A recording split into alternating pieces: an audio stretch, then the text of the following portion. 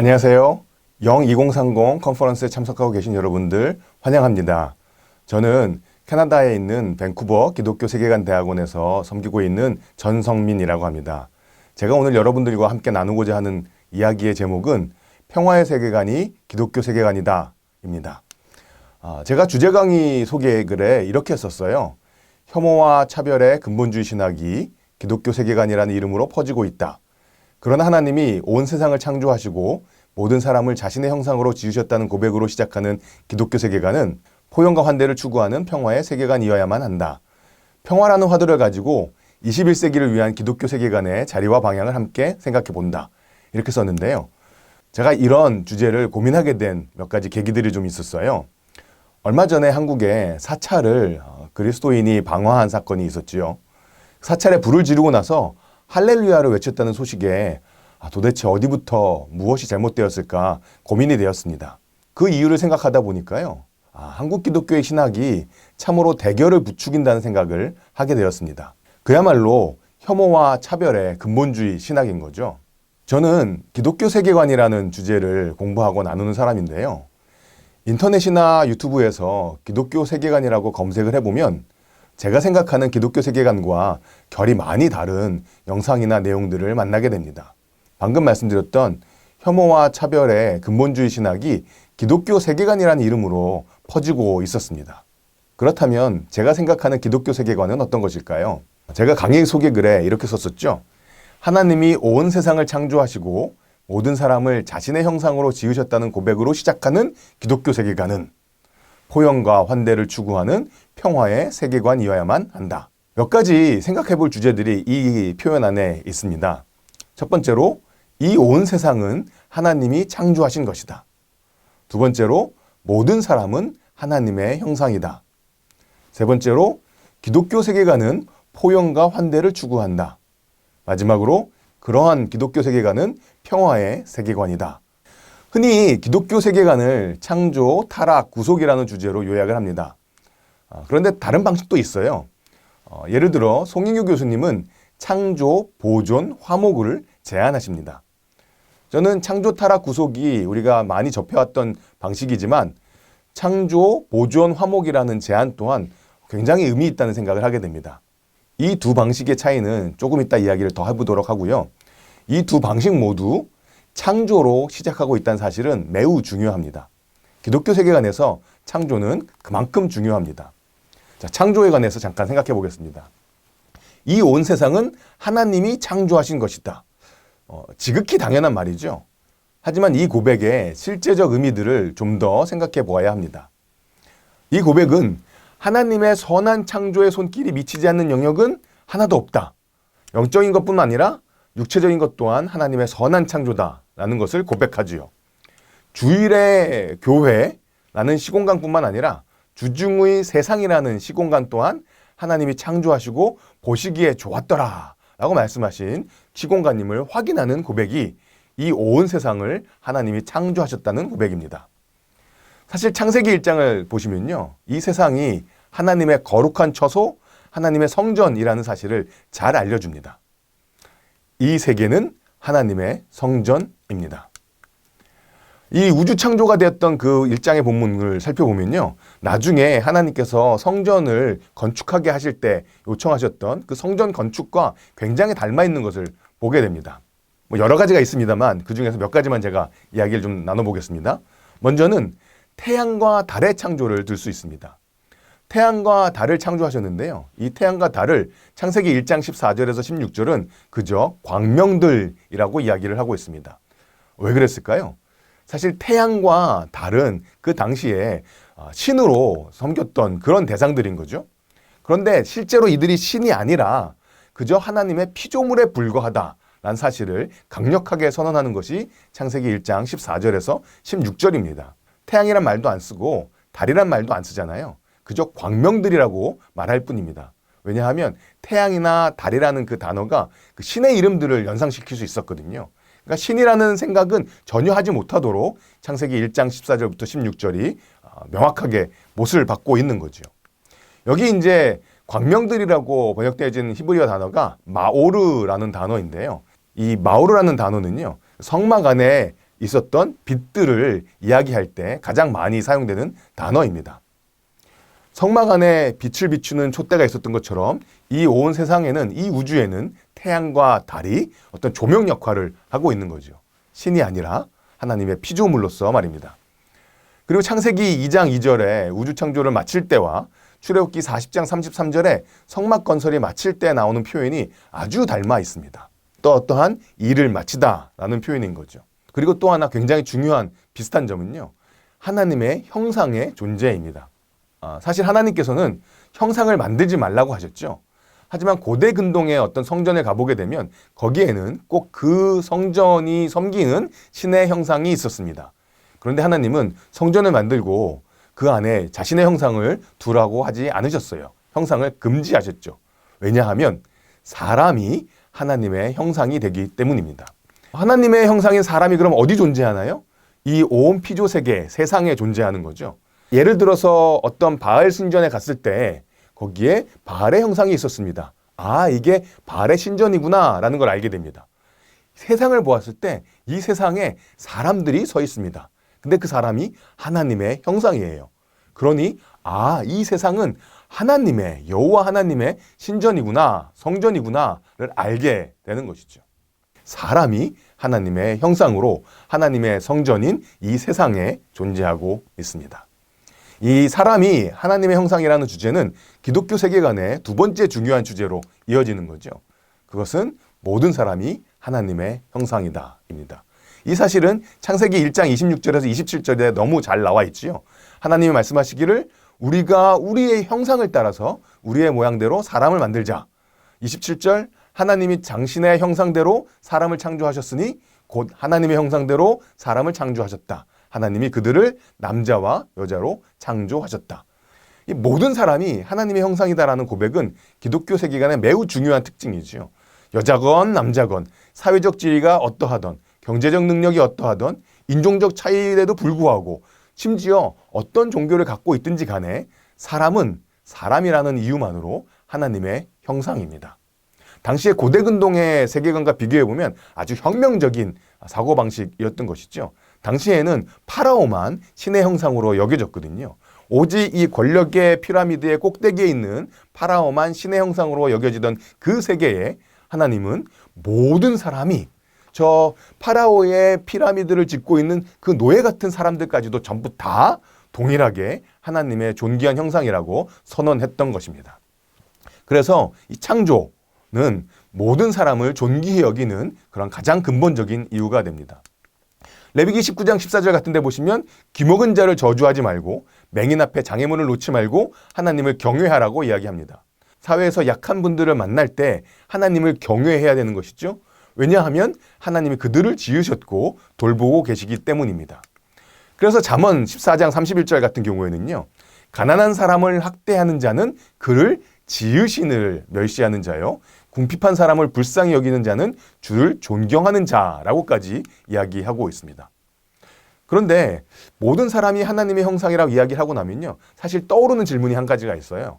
그것은 타락한 인간도 하나님의 형상이냐는 질문이지요. 인간이 타락을 하면서 형상을 잃어버리거나 형상이 깨진 것은 아닌가, 형상이 망가진 것은 아닌가 이런 질문을 하게 됩니다. 하지만 성경 말씀을 살펴보시게 되면 타락 이후에도 인간은 여전히 하나님의 형상임을 우리에게 알려주고 있습니다. 창세기 9장 6절에 보시면 다른 사람의 피를 흘리면 그 사람의 피도 흘릴 것이라고 이야기합니다. 이유를 얘기하죠. 왜냐하면 하나님이 자기 형상대로 사람을 만드셨기 때문이라고 이야기합니다. 창세기 9장이면 타락 사건 이후이잖아요. 타락 사건 이후임에도 불구하고 사람들은 하나님의 형상이다라고 여전히 이야기하고 있습니다. 신약의 야고보서 3장 9절에 보시면 하나님의 형상으로 지음받은 사람들을 저주하면 안 된다는 식의 말씀이 있습니다. 근데 여기 나와 있는 이 사람들은 단순히 그리스도를 믿는 성도들만 이야기하는 것이 아니라 모든 사람들을 다 포함하는 말로 저는 이해하고 있습니다. 야고보서 3장 역시 신약이잖아요. 타락 이후의 사건이죠. 그런데도 모든 사람이 하나님의 형상으로 지음받았으니까 그런 사람들을 하나님을 찬송하는 그 입으로 저주하면 안 된다라고 이야기하고 있습니다. 저는 이 세상이 하나님의 성전이고 그 하나님의 성전에 하나님의 형상인 사람이 서 있다. 이런 식의 창세기 1장의 메시지를 이런 사진들이 아주 잘 보여준다고 생각을 합니다. 하나님의 세상이라는 무대가 있습니다. 하나님의 성전입니다. 거기에 하나님의 형상인 사람이 서 있습니다. 그런데 옛날에 이들이 섬겼던 태양과 달과 같은 신으로 섬겼던 그 존재는 그저 이 하나님의 형상인 사람을 비추는 조명과 같은 존재에 불과한 것이죠. 인간이 훨씬 존엄하고 중요합니다. 모두가 하나님의 동등한 형상이라는 사실은 인간이 존귀하다는 사실을 강조하고 그 존귀함이 보편적이라는 사실을 알려줍니다. 이 사실은 갈라디아서 3장 28절에서 아주 극적으로 선언되어져 있습니다. 너희는 유대인이나 헬라인이나 종이나 자유인이나 남자나 여자나 다 그리스도 예수 안에서 하나이니라. 당시에 사람들을 갈랐던 기준들이 있었죠. 남자인가 여자인가, 성이 그들의 신분을 갈랐습니다. 종인인가 자유인인가 사람들을 가르는 벽이 되었죠. 유대인인가 헬라인인가 배타적인 인종주의나 자기 인종의 우월감 속에서 이들은 서로 갈라져 있었던 사람들이었습니다. 그런데 그리스도 안에서 이 모든 벽들이 허물어지고 하나가 되었다고 갈라디아서 3장에서 바울은 선언합니다. 제가 지금까지 창조에 관한 이야기를 나누었죠. 창조 다음에 우리는 기독교 세계관을 이야기할 때 타락, 구속을 이야기합니다. 하지만 제가 창조, 타락, 구속 말고 창조, 보존, 화목이라고도 기독교 세계관을 이야기할 수 있다고 말씀드렸잖아요. 저는 창조, 타락, 구속으로 이어지는 것뿐만 아니라 사실 창조, 보존, 화목으로 이어지는 세계관의 이해가 굉장히 적절하다는 생각을 하게 되는데요. 왜냐하면 우리는 인간의 타락에도 불구하고 세상을 보존하시는 하나님의 은혜를 주목해야 하기 때문입니다. 인간이 타락했지만 그 인간의 타락은 이 세상을 보존하시는 하나님의 은혜를 이기지 못하는 거죠. 그 보존의 은혜를 우리가 진지하게 성찰해야 합니다. 이럴 때 이 세상이 타락으로 다 망가져 버려서 더 이상 그 세상엔 아무런 의미도 없다라고 생각하게 하는 것이 기독교 세계관이 아니라 인간의 반역과 타락에도 불구하고 하나님의 보존하시는 그 은혜가 여전히 지키고 있는 이 세상이 하나님께 의미 있고 우리가 살아가야 되는 세상이라고 알려주는 세계관이 되는 것이죠. 저는 기독교 세계관에 관한 이러한 가장 근본적인 특성들, 창조, 보존, 화목이라는 주제들을 가지고 21세기 한국 기독교가 추구해야 하는 기독교 세계관의 자리와 방향에 대해서 이제 좀 함께 생각해 보았으면 좋겠습니다. 이 고민과 이 생각은요, 브라이언 와이시라는 학자가 쓴 Transformation, Dynamic Worldview or Repressive Ideology 라는 제목의 글에서 도움을 많이 얻었는데요. 우리가 기독교 세계관을 이야기 많이 합니다. 그런데 이 세계관이 정말 역동적인 세계관이 아니라 굉장히 억압적인 이데올로기로 환원되어 버릴 위험이 있다라는 거죠. 그 사실을 브라이언 와이시는 아주 면밀하게 잘 지적해내고 있습니다. 이런 문제 제기를 하는 거예요. 성경에 뿌리를 두었다 하더라도 기독교 세계관이 억압적인 이데올로기가 될 수는 없는가? 성경적 세계관이 억압적인 이데올로기가 될 수는 없는가? 와이시는 5가지 상황이 벌어질 때 그런 일이 벌어진다라고 이야기를 합니다. 그래서 세계관이 있는데 그 세계관이 제가 영어로 한번 읽어보겠습니다. Total systems of unconditional finality that have lost their biblical dynamism, thereby becoming irrelevant or inconsequential to changing cultural context because they are preoccupied with the protective ethos of an enclosed community. 한글로 좀 해볼까요?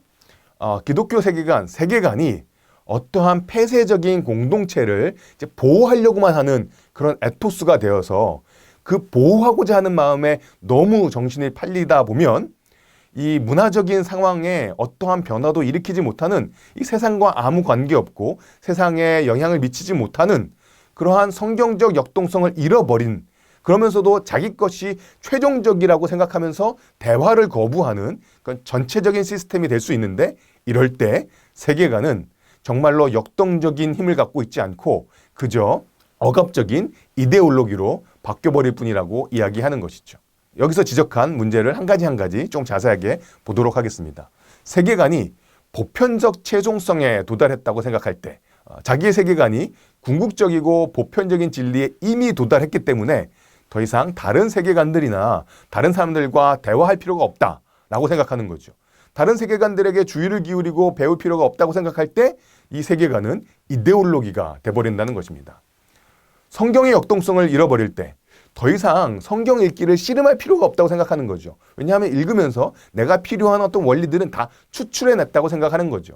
성경을 아무리 읽어도 더 이상 성경이 자신의 세계관에 도전을 주지 못할 때 그냥 성경을 읽는 것이 나의 세계관을 변혁시키는 것이 아니라 나의 세계관을 그냥 확인하고 강화시키기만 할 때 이 세계관은 억압적 이데올로기가 됩니다.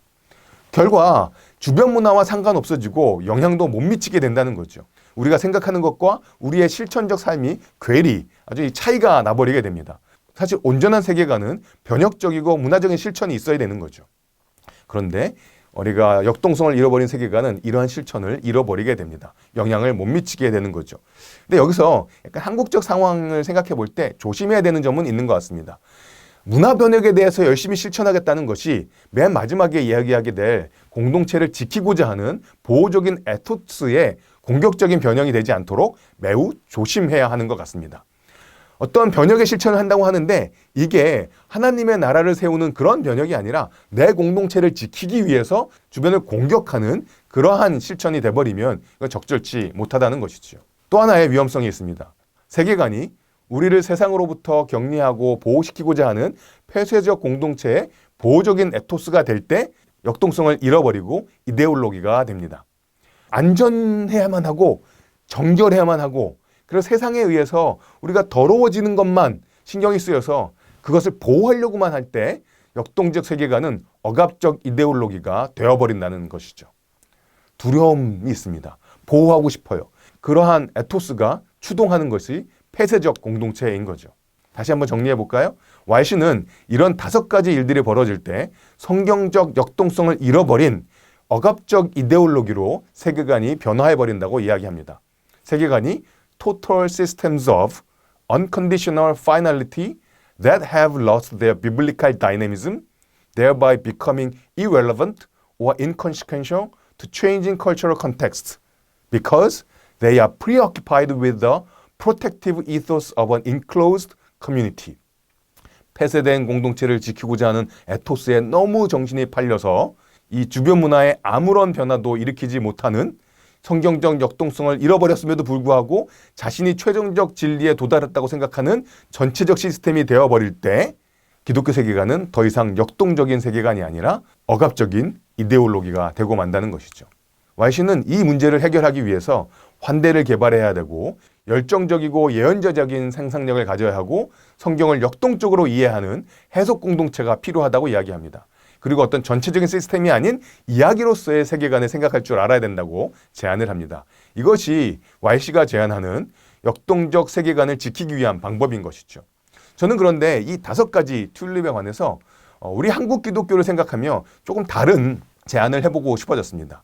한국 기독교 세계관 운동이 꽤 오래 있었는데요. 사실 한국 기독교 세계관 운동은 우리 이민사회에도 적용이 될 수 있겠죠.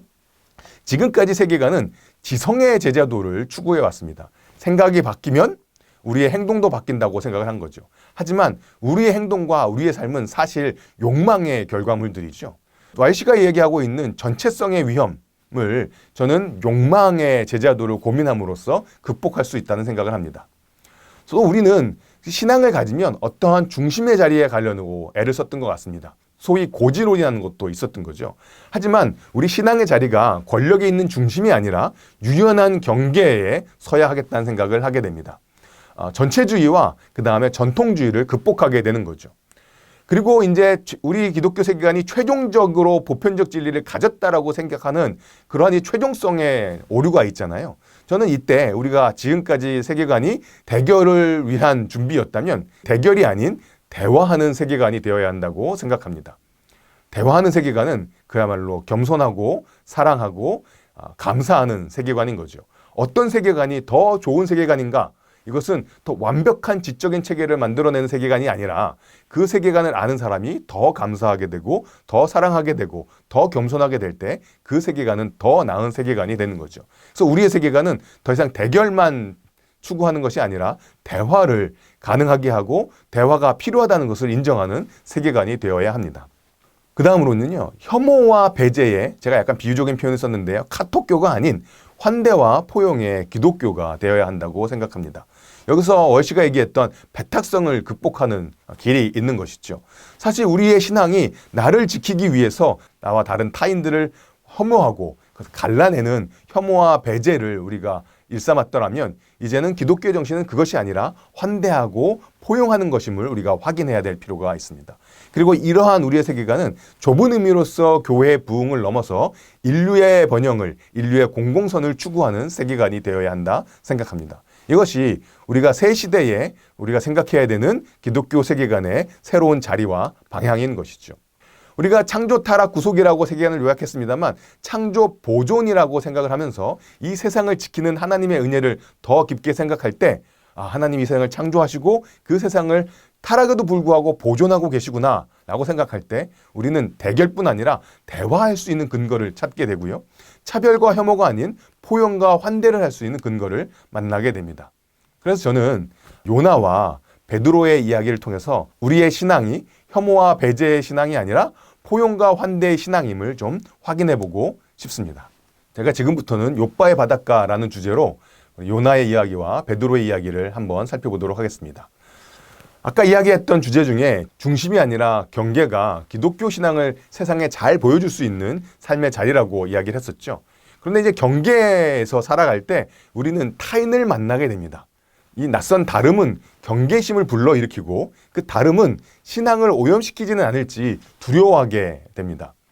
그리고 이런 두려움의 다른 한 면은 우월감이죠. 이 우월감은 차별과 배제 그리고 혐오의 씨앗이 됩니다. 그리고 이 차별과 배제, 혐오의 근거를 성경에서 찾으면서 신앙의 이름으로 그것을 정당화하기도 하지요. 그렇지만 과연 차별과 배제 그리고 혐오가 성경에 토대한 기독교 세계관의 특징이 될 수 있을까? 질문이 생깁니다. 이 문제와 관련해서 종교 부분의 노벨상이라고 불리는 그라베마이어상을 2004년에 수상한 차이의 존중이라는 책에 나오는 저자의 말은 우리의 성경 읽기에 굉장히 의미심장한 질문을 던집니다. 모든 경전에는 글자 그대로 읽으면 낯선 자에 대한 의심과 편협한 당파주의와 이교도에 대한 불관용을 지지하는 뜻으로 새길 수 있는 대목이 있다. 또한 모든 경전에는 이방인과의 공통점, 구계자에 대한 공감, 소외와 저기의 좁은 울타리 넘어 손을 뻗치는 용기를 강조하는 대목이 있다. 어느 쪽을 선택하느냐는 우리의 몫이다. 너그러운 대목을 나머지 부분을 해석하는 열쇠로 삼을 것인가? 아니면 거친 대목을 우리의 정체성과 과업으로 해명할 것인가? 사실 이 말은 성경뿐만이 아니라 다양한 종교 경전들에 대한 말이지만 성경도 이 설명에서 예외는 아니지요. 여기서 낯선 자에 대한 의심, 편협한 당파주의, 이교도에 대한 불관용을 성경에서 만나는 것은 사실 그렇게 어렵지 않습니다. 여호수아서에 나오는 가나안 민족 진멸 명령이나 에스라 느헤미야에 나오는 이방인 추방 기록은 낯선 자에 대한 불관용을 지지하는 듯한 말씀으로 보이지요. 또 그리고 어떤 율법들에는 외부인을 차별하는 내용을 담고 있는 것 같기도 하지요. 예를 들어서 빌려준 돈의 이자를 동족인 히브리 형제들로부터는 받으면 안 되지만 이방인들에게서는 받아도 됩니다. 하지만 동시에 이 저자가 지적하듯이 성경에는 타인에 대한 공감 속에서 경계 너머로 손을 내미는 이야기 또한 담겨 있습니다. 룻기가 그렇죠. 요나서가 그러합니다. 배제와 포용, 이 두 가지 경향 중에 어떤 것이 기독교 세계관의 토대가 되어야 할까요? 이것을 저희는 요나와 베드로의 이야기를 통해서 확인해 보았으면 좋겠습니다. 그런데 흥미롭게도 이 두 이야기 모두 욥바의 바닷가가 그 배경입니다. 요나서는 요나를 향한 하나님의 말씀으로 시작되지요. 니느웨에 가서 요나가 말씀을 외치기를 원하십니다. 하지만 요나는 하나님을 피해서 다시스, 지금으론 스페인이죠, 로 도망가려고 합니다. 니느웨와는 완전히 정반대 방향입니다. 다시스 스페인으로 가기 위해서 욥바로 요나가 내려갔습니다. 욥바. 그런데 거기서 그는 마침 이 다시스로 가는 스페인으로 가는 배를 만납니다. 드라마틱한 순간인 거죠. 이 요나가 하나님의 낯을 피해서 도망가는 이 도피가 아주 잘 일사천리로 진행되는 듯한 분위기입니다. 욥바로 내려갔습니다. 그리고 그는 스페인으로 가는 배를 발견했습니다. 그리고 그는 뱃삭을 주었습니다. 그리고 그 안으로 내려갔습니다. 그들과 함께 스페인으로 가려고 말입니다. 여호와의 얼굴을 피해서요. 요나는 내려가고 또 내려갑니다. 배 안으로도 내려갑니다. 배 밑층까지 내려갑니다. 단순한 물리적인 움직임이 아니라 하나님과의 관계에 있어서의 요나의 상태를 묘사하는 것 같아요. 원하는 대로 일이 잘 풀리는 것 같지만 하나님이 보내신 자리에서 멀어질수록 그는 내려가고 또 내려갑니다. 하지만 요나는 그러한 상태와 관계없이 선민 자부심, 내가 하나님의 선택받았다란 사람으로서의 프라이드로 가득한 거죠. 요나는 세상에는 1도 관심 없으면서 자기가 하나님의 택함받은 존재라는 프라이드로만 가득 차 있습니다. 폭풍이 불어서 배가 부서지려고 합니다. 이때 이방 사람들은 요나를 어쨌든지 간에 살려보려고 애를 쓰지요. 굉장히 살려고 애를 쓰는데 그런 사람들과, 그런 이방인 뱃사람들과는 달리 요나는 배 밑층에 그저 잠들어 있을 뿐입니다. 결국 요나 때문에 이런 일이 왔다라고 제비가 뽑히고 나서도 요나는 자랑스럽게, 너무나 자랑스럽게 자신을 나는 히브리 사람이고 하늘에 계신 주 하나님, 바다와 육지를 지으신 그분을 섬기는 사람이라고 얘기합니다. 나는 당신들과는 다른 사람이야 라는 그런 프라이드가 그대로 드러나고 있는 거죠. 자기가 하나님의 낯을 피해서 도망가고 있다는 사실도 아무 부끄러움 없이 말하고 있습니다. 하나님이 나를 선택하신 이상 나는 어떻게 살아도 어떤 행동을 해도 괜찮다라고 생각하는 것 같아요. 오히려 이 말을 듣고 이방인들이 깜짝 놀랍니다. 어떻게 자기가 섬기는 신의 명령을 받고도 그것을 거절하고 도망할 수 있다는 말인가?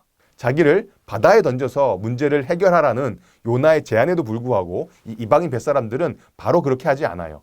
사람을 죽이고 싶지 않았던 것이죠. 애를 씁니다. 하지만 어쩔 수 없이 요나를 바다에 던지고 나서 그들은 우리에게 살인죄를 지우지 말라고 이스라엘의 하나님께 부르짖습니다. 사람들의 운명에는 1도 관심 없이 그냥 택함받았다는 사람이라는 프라이드로만 가득했던 이 예언자는 이방인들과 자기는 다른 차원의 존재라고 생각을 합니다. 하지만 그 예언자가 무시했던 이방인들이야말로 하나님의 마음을 더 닮은 사람들이었습니다. 사람의 생명을 귀하게 여기는 사람들이었습니다. 2장에서 요나가 물고기 뱃속에서 자기가 하나님께 구원을 받았다는 것을 감사하는 기도를 드리지요. 흥미롭게도 그 기도를 끝나고 하나님께서는 물고기에게 명해서 물고기가 요나를 토해내게 합니다. 마치 엮은 것을 개워내는 듯한 행위를 하게 되는 거죠. 마침내 요나가 하나님의 말씀을 따라서 니느웨에 가서 외칩니다. 40일만 지나면 니느웨가 무너진다. 요나의 외침에 대해서 니느웨 사람들은 하나님의 말씀을 믿고 금식을 선포하고 지위 고하를 막론하고 돌이킵니다. 동물까지 금식하고 베옷을 입어요. 굉장히 우스꽝스럽지만 뱃사람들처럼 매우 신속하고 명확하고 심각합니다. 그러자 하나님은 예고했던 재앙을 거두시죠. 모두가 행복해할 수 있는 순간입니다. 그런데 문제는 요나였습니다. 요나는 이 상황이 너무나 싫었어요. 화가 날 정도로 못마땅했습니다. 자기가 혐오하고 싫어하는 니느웨 사람들에게 하나님의 은혜와 자비가 베풀어졌다는 사실이 죽을 만큼 싫었습니다. 하나님의 은혜와 자비는 나에게만 베풀어져야 한다. 이것이 요나의 생각이었습니다. 이어지는 이야기는 자기는 하나님의 은혜를 마땅히 받아야 될 사람이지만 그 은혜는 다른 사람들에게 흘러가면 안 된다는 그런 편견을 보여주고 있습니다. 요나가 까칠했습니다만 하나님께서는 박넝쿨을 보내주셔서 요나에게 좋은 환경을 만들어 주셨습니다. 기분이 좋았습니다. 근데 그 다음날 보니까 그 박넝쿨이 없어졌어요. 뜨거운 바람을 하나님이 보내셨습니다. 그러자 요나가 다시금 죽겠다고 불평을 합니다. 타인에게 베풀어지는 은혜는 못마땅해서 죽겠고 자신에게 베풀어졌던 은혜가 없어지는 것은 기분 나빠가 죽겠습니다. 그리고 자기가 화내는 건 언제나 정당합니다. 이것이 욥바에서 시작했던 요나의 이야기입니다. 그런데 그 욥바의 바닷가에서 또 다른 이야기가 펼쳐집니다. 요나서 맨 마지막에 하나님이 이렇게 질문하세요. 내가 모든 사람들과 피조물을 아끼는 것이 옳지 않냐? 이 질문은 요나 이야기의 맨 마지막에서 이 이야기를 읽는 사람들 앞에 튀어오릅니다. 그래서 우리들로 하여금 대답하기를 요구합니다. 그런데 그 질문에 대한 대답을 저희는 사도행전 9장에서 10장에 나오는 베드로와 고넬료의 이야기를 통해서 듣게 됩니다. 사도행전 9장에서 이방인에게까지 차별 없이 전해지는 복음의 사도가 되는 바울의 회심 이야기를 만납니다. 그리고 10장에서는 베드로의 편협한 세계관이 성령의 인도함 가운데 깨지는 이야기를 읽게 됩니다. 다비다라는 여제자를 살린 이후에 베드로는 욥바에 있는 무두장이 가죽을 가지고 뭘 만드는 사람이죠. 시몬의 집에 여러 날 머물게 됩니다. 그때 가이사랴의 로마 군대 백부장인, 그러니까 분명히 이방인이에요. 이방인이었던 고넬료가 살고 있었습니다. 그는 늘 하나님께 기도하는 사람이었습니다. 기도하던 고넬료가 어느 날 오후 3시쯤에 하나님께서 그의 기도와 자선 행위를 기억하고 계시니 이제 욥바에 사람을 보내서 베드로를 데려오라는 천사의 말을 환상 가운데 듣습니다. 고넬료가 보냈던 사람들이 하루쯤 걸려서 욥바에 도착했을 때 베드로는 정오 기도를 드리고 있었습니다. 그 기도 중에 그는 하늘에서 내려오는 보자기 같은 그릇 환상을 봅니다. 근데 그 안에는요, 온갖 부정한 동물들이 골고루 들어 있었습니다. 음성이 들립니다. 일어나 잡아먹으라. 음성을 들었지만 베드로는 격렬하게 거부합니다. 절대 안 된다. 왜냐하면 이것들을 먹는 것은 지금까지 자기가 가졌던 신앙과 자기가 자라왔던 문화를 전적으로 부정하라는 의미였기 때문입니다. 그 동물들을 먹는 것은 베드로가 아는 한 결코 성경적이지 않았습니다. 하지만 음성은 이어집니다. 하나님께서 깨끗하게 하신 것을 속되다고 하지 말라. 이 일이 3번이나 반복이 돼요. 그러자 베드로는 이게 도대체 무슨 뜻인가 궁금해하면서 어리둥절해합니다. 마침 고넬료가 보낸 사람들이 베드로가 묵고 있던 그 시몬의 집 문 앞에 도착합니다. 성령께서 주시는 확신 가운데 자초지종을 들었던 베드로는 하룻밤을 자고 나서 다음날 그들과 함께 가이사랴로 길을 떠납니다. 가이사랴에 도착하자 고넬료가 친척과 친구들과 함께 그를 기다리고 있었습니다. 아니 지금 이방인인 고넬료 한 명을 만나는 것도 겁나 부담스러운데 혼자가 아니라 친척과 친구들이 함께 기다리고 있었습니다. 유다 사람이었던 베드로가 다른 민족 사람들과 어울리는 것은 유대 율법에 어긋나는 일이었습니다. 지금 베드로는 지금까지 기준으로 보아서는 신앙적이지 않은 일을 하고 있습니다. 그러나 고넬료와 대화를 나눠봤던 베드로는 지금 벌어지고 있는 일이 비록 지금까지 자기가 가지고 있던 세계관과는 충돌되지만 그 세계관을 깨뜨려야만 하지만 분명한 하나님의 계획임을 확신합니다.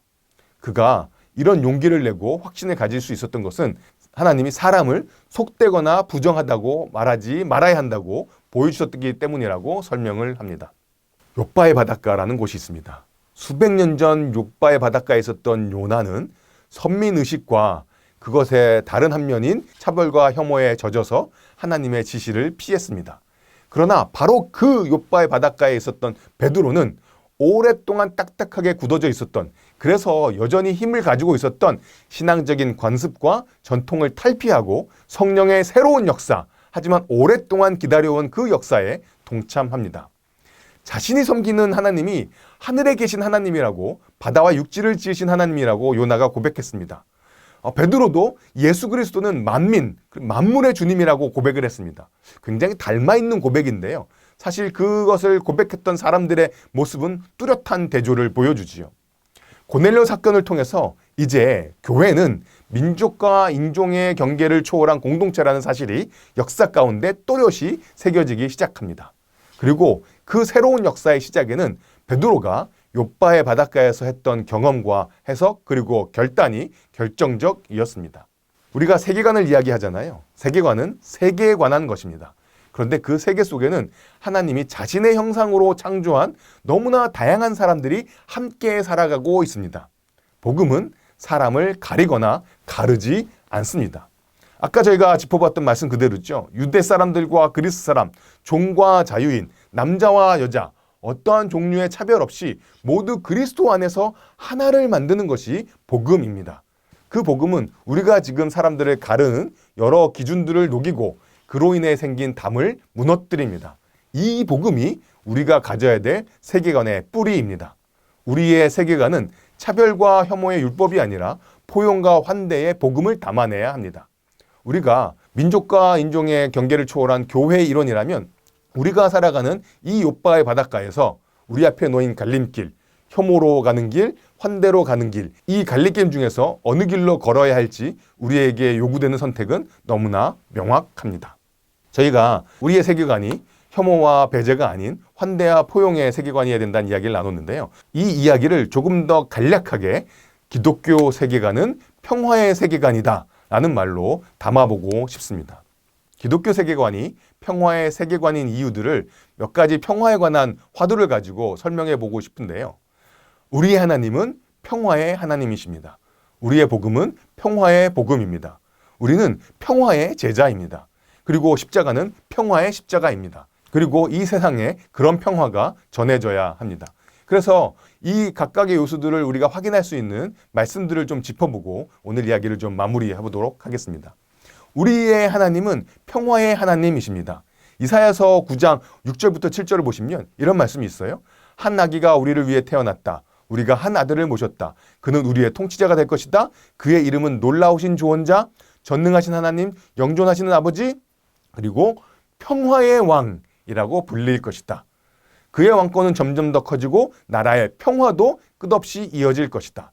사실 성경에는요, 평화가 굉장히 많이 나오는데 개역 성경은 그것을 평강, 화평, 평안 정도로 번역을 해서 이것이 평화라는 사실을 제가 종종 놓치게 만듭니다. 하지만 우리 그리스도의 탄생을 이야기하고 있는 이사야서에서 그분은 평화의 왕이라고 이야기하고 있습니다.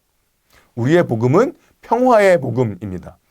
복음이 어떤 것인지를 가장 잘 설명하는 구절이 이사야서 52장 7절이에요. 여기 보면 아예 명시적으로 좋은 소식, 복음이라는 표현이 등장하고 있습니다. 그런데 그 좋은 소식을 전한다는 말과 평행되는 구절이 뭐냐 하면 평화를 공포한다는 표현입니다. 좋은 소식을 전하며 평화를 공포하며 복된 좋은 소식을 가져오며 구원을 공포하며 좋은 소식을 전하는 것과 평화를 공포하는 것이 이어지고요. 그 다음 구절과 비교할 때 구원을 공포하는 것이 평화를 공포하는 것임을 확인하게 됩니다. 복음의 가장 핵심은요, 내 하나님이 통치하신다는 소식이거든요. 근데 그 하나님이 평화의 하나님이십니다. 그래서 우리에게 공포되는 복음은 평화의 복음입니다. 아까 저희가 고넬료 이야기를 살펴보았잖아요. 사도행전 10장 36절에 이 평화의 복음이 다시금 언급됩니다. 10장 36절입니다. 하나님께서는 이스라엘 자손에게 말씀을 보내셨는데 곧 예수 그리스도를 통하여 평화를 전하셨습니다. 이스라엘 자손에게 전하신 그 말씀이 바로 평화라는 것이지요. 예수 그리스도는 만민의 주님이십니다. 그래서 우리는 평화의 제자입니다. 예수님이 말씀하신 팔복 가운데 이런 말씀이 있지요. 평화를 이루는 사람은 복이 있다. 평화를 이루는 사람은 복이 있다. 하나님이 그들을 자기의 자녀라고 부르실 것이다. 우리가 주기도문 같은 데서 하나님을 우리 아버지라고 고백한다면 우리는 하나님의 자녀죠. 하나님의 자녀는 평화를 만드는 사람들입니다. 평화를 만드는 평화의 제자가 우리의 정체성입니다. 이 평화의 복음은 평화의 십자가를 통해서 이루어졌지요. 골로새서 1장 16절에서 20절이 송인규 교수님이 기독교 세계관을 창조, 보존, 화목이라고 요약할 수 있는 가장 중요한 근거 본문이다라고 설명을 하시는데요. 이 본문을 읽어보시면 하나님의 창조 이야기가 나옵니다. 16절에 그런 얘기가 많이 나오죠. 만물이 그분 안에서 창조되었습니다. 17절은 보존을 이야기합니다. 만물은 그분 안에서 존속합니다. 그리고 20절에 가게 되면요. 그분의 십자가의 피로 평화를 이루셔서 십자가의 피가 평화를 이루는 피였습니다.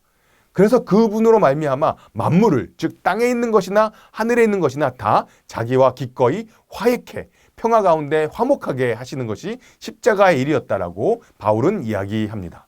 십자가는 평화의 십자가입니다. 그리고 우리가 살아가는 이 세상은 그 평화를 누려야 하는 평화의 세상이 되어야 합니다. 예레미야 29장 7절은요. 포로로 잡혀갔던 사람들에게 예레미야가 보낸 편지인데요. 거기 보면 이렇게 예레미야가 이야기하고 있습니다. 유진 피터슨 교수님이 번역한 메시지의 번역인데요. 그곳을 고향 삼아 지내고 그 나라를 위해 일해라. 그리고 바빌론의 번창을 위해 기도하여라. 바벨론이 잘 되는 것이 너희에게도 좋은 일로 여겨라. 바벨론은 하나님의 백성 공동체가 아니죠. 이 세속적인 세상이라고 이야기할 수 있습니다. 하지만 그곳의 번창을 위해서 기도하라고 하나님께서는 예레미야를 통해 말씀하시는 것이죠. 여기 번창이라고 번역된 단어가 히브리어로 샬롬입니다. 우리가 흔히 평화라고 번역하는 단어인 거죠. 유진 피터스는 계속해서 이 샬롬을 이렇게 설명합니다. 샬롬은 온전함, 곧 한 사회에 역동적이고 생동감 있는 건강을 뜻하는 것으로서 그런 사회는 신의 목적에 합당한 방향으로 고동치고 삶을 변혁시키는 사랑으로 물결치는 사회다. 이스라엘 사람들이 포로로 잡혀갔습니다. 하지만 그 하나님의 백성은 하나님을 명시적으로 그 안에서 이야기하지 않더라도 이 바벨로니아를 역동적이고 건강한 사회, 하나님의 목적에 합당하게 나아가는 사회로 만드는 시민의 몫을 감당해야 했습니다. 제가 오늘 이야기했던 내용을 좀 함께 정리해 보겠습니다. 기독교 세계관은 평화의 세계관입니다. 세상의 모든 시공간은 하나님의 선한 창조입니다. 모든 사람은 하나님의 형상입니다. 이러한 세계관을 가진 기독교는 혐오와 배제가 아닌 환대와 포용을 특징으로 합니다. 그런 기독교 세계관은 평화의 세계관입니다. 왜냐하면 우리의 하나님은 평화의 하나님이고 우리의 복음은 평화의 복음이고 십자가는 평화를 만든 십자가이고 우리는 평화의 제자로서 교회와 세상에서 평화를 세워가는 사람이기 때문입니다. 그러한 평화가 세워지는 사회는 하나님의 목적에 합당한 방향으로 고동치고 삶을 변혁시키는 사랑으로 물결치는 사회입니다. 이러한 사회를 함께 만드는 평화의 제자가 되기를 초청합니다. 함께 이야기를 나눴는데요. 잠깐 제가 기도하고 마치도록 하겠습니다. 평화의 하나님 감사합니다. 우리에게 평화의 십자가를 통해 평화의 복음을 주시니 감사합니다. 하나님, 그 평화를 아는 제자답게 이 세상에서 평화를 만들며 살아갈 수 있도록 도와주시고, 그럴 때 하나님의 자녀라 불림받는 복을 우리에게 허락해 주십시오. 주님께서 창조하신 이 온 세상을 하나님께서 계획하신 샬롬으로 채우는 그 소명을 우리가 잘 감당하며 살 수 있도록 도와주십시오. 만나는 모든 사람들을 하나님의 형상으로 존귀 대우하며 살게 하여 주옵소서. 또 그렇게 살겠습니다. 감사함 예수님의 이름으로 기도했습니다. 아멘.